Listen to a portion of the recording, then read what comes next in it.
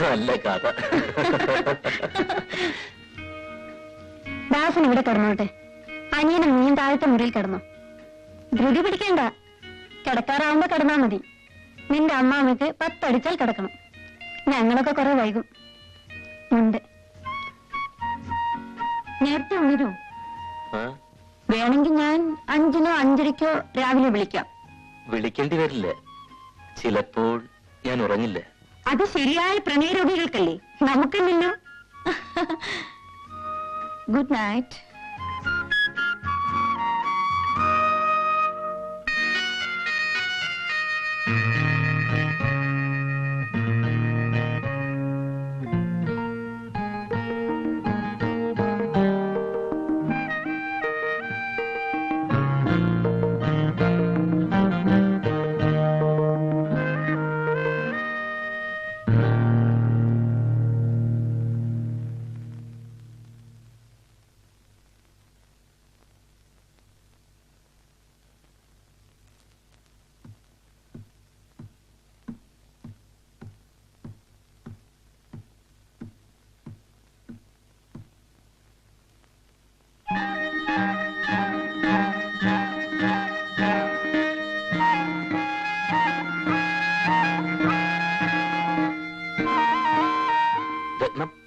ആരാ?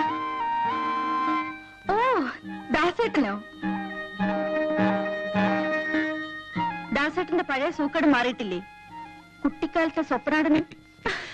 വാ, നമുക്ക് ആ റൂമിലേക്ക് പോകാം. അനിയനുള്ളതും വേണ്ട ദാസേട്ടാ, പോയി കിടന്നോളൂ. വാന്ന്. അതിനൊക്കെ സമയമാവട്ടെ. സദ്യ കിളമുറിക്കുമ്പോ അടുക്കള കയറി കട്ട് തിന്നണോ?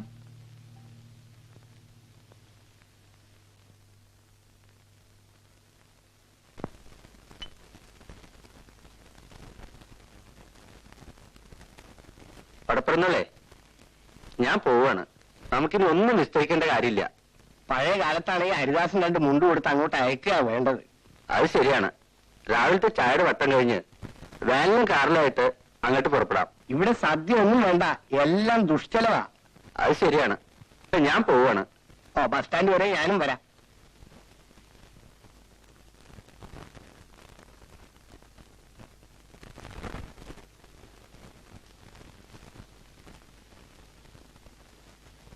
ഏതായാലും മോശമായി. ഏത് സദ്യ വേണ്ടെന്ന് വെച്ചത്? തുക്കിടി ആയതാണ് മോനല്ലേ ഹരിദാസൻ. ഹരിദാസന്റെ കൂടെ പോയിക്കോളൂ, അവിടെ കേമായ സദ്യ ഉണ്ടല്ലോ. അവിടെ സദ്യ ഉണ്ടെന്ന് വെച്ചാൽ എനിക്കിവിടെ എന്താ? പിന്നെ കാർന്നേരോട് സ്ഥാനം ഉണ്ടല്ലോ, അപ്പൊ പോണോ? അതിന് പുറത്തേക്ക് പറയാൻ സമ്മതിക്കോ ആ മൂത്രവി? അത്താഴത്തിന് അരി ഇട്ടില്ലേ കുഞ്ഞുമാളു? പശുക്കൂട്ടി ഇപ്പോഴും പുല്ല് വൈക്കോലും തിന്നാതെ നിൽക്കുക. എന്താ അതിന് പറ്റിയതാവോ? ഇത്തിരി കഞ്ഞിയുടെ വെള്ളം കുടിച്ചു. എന്താ നിന്റെ കണ്ണില്? തീ ഊതിയപ്പോ വെണ്ണീര്.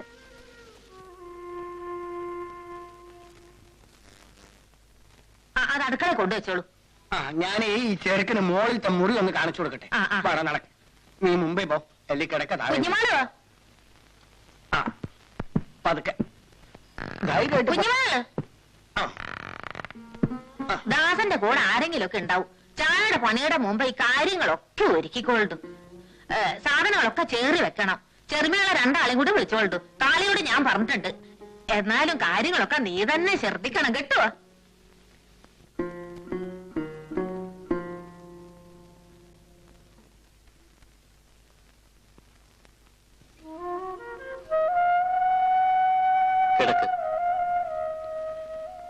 ഇല്ല,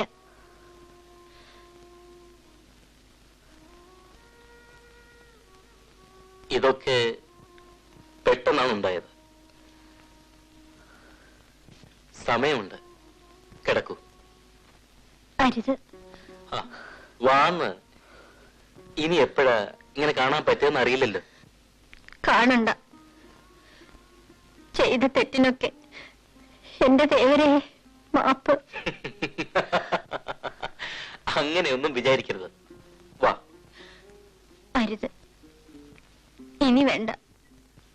ആ എഴുത്തിയമ്മ ഇപ്പോ ദാസേട്ടനെ വിചാരിച്ച് കിടക്കാവല്ലേ?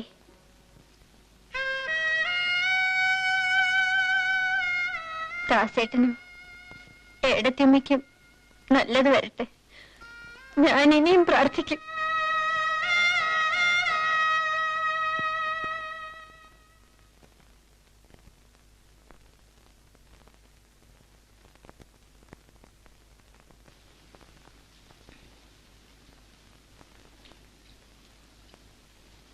എന്താ സുഖല്ലേ?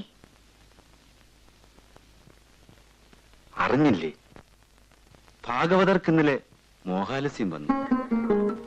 വെള്ളം കൊടുത്ത് എണീപ്പിച്ചിരുത്തിയപ്പോ പിന്നെ ശബ്ദമില്ല.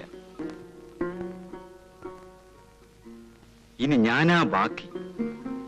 ശബ്ദം ഇല്ലാണ്ട് അയച്ചാൽ ഭാഗവതർ മരിച്ചു എന്ന് തന്നെ കരുതാം.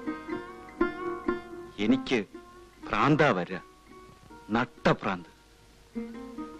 അതിനു മുമ്പ് എന്റെ ഭഗവാനെ, എന്റെ ഭഗവാനെ, എന്നെ അങ്ങോട്ട് വിളിക്കണേ.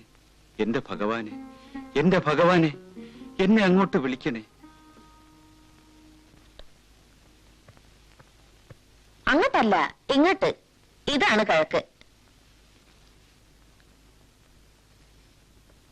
പുതിയ കട്ടിലും കിടക്കയും ഒക്കെ വേണമെന്ന് ഞാൻ തന്നെയാ പറഞ്ഞത്. അവരിവിടെ നിൽക്കാനൊന്നും പോണില്ല. എങ്കിലും അവർക്ക് ഇവിടെ ഒരു അറ വേണല്ലോ. ആ ചെറിയ മേശപ്പുറത്ത് ചന്ദനത്തിരിയും കളവും പഴവും ഒക്കെ സന്ധ്യയ്ക്ക് മുമ്പ് കൊണ്ടുവെക്കുക കേട്ടോ. അനിയത്തിമാരും പെൺമക്കളൊക്കെയാണ് ഇന്ന് ഇതിനൊക്കെ എന്നെ സഹായിക്കേണ്ടിയിരുന്നത്. നിനക്കാണ് ഇതിന് യോഗം.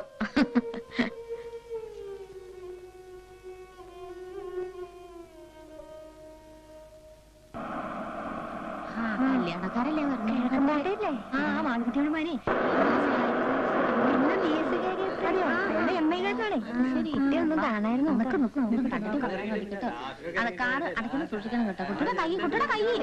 മോന്റെ മുഖം കണ്ടില്ലേ, വാടി. അവന് വിശക്കുണ്ടാവും. വിശക്കാതെ ഇരിക്കോ? പിന്നെ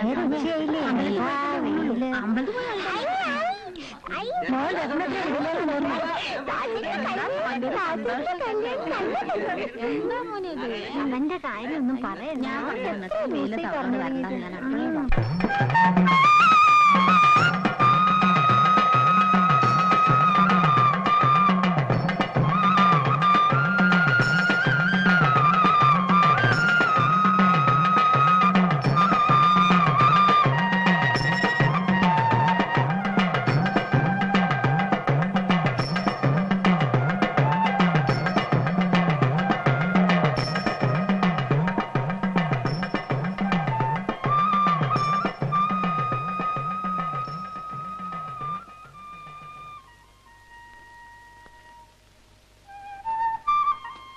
ഇവിടെ ഒരു പ്രത്യേക പൂവിരിയും.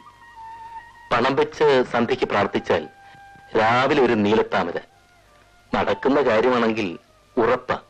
അത്രയ്ക്ക് വിശ്വാസം? ഇവിടത്തെ വലിയ വിശ്വാസ. ദാസേട്ടൻ പരീക്ഷിച്ചിട്ടുണ്ടോ? ഞാനോ? ഭ്രാന്ത്.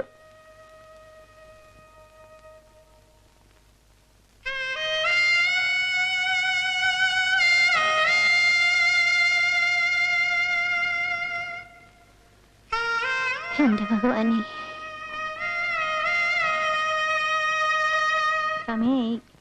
മോനെ അഞ്ചാ വ്യസനം തുടങ്ങി. അവന്റെ മോൻ നേരെ എത്ര രാഹുകാലം കഴിഞ്ഞു. കുട്ടികൾ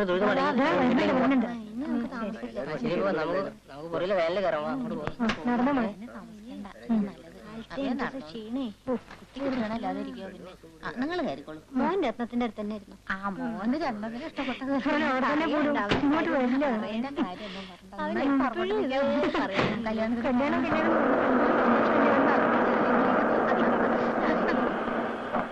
അറിയില്ല അനുരാഗമേറെയാൾ അറിവോർ തെറ്റിടുമൊക്കെയൊക്കുകിൽ നിറവേറുകയില്ല കാമിതം കുറയും ഹാസഖി ഭാഗ്യശാലികൾ.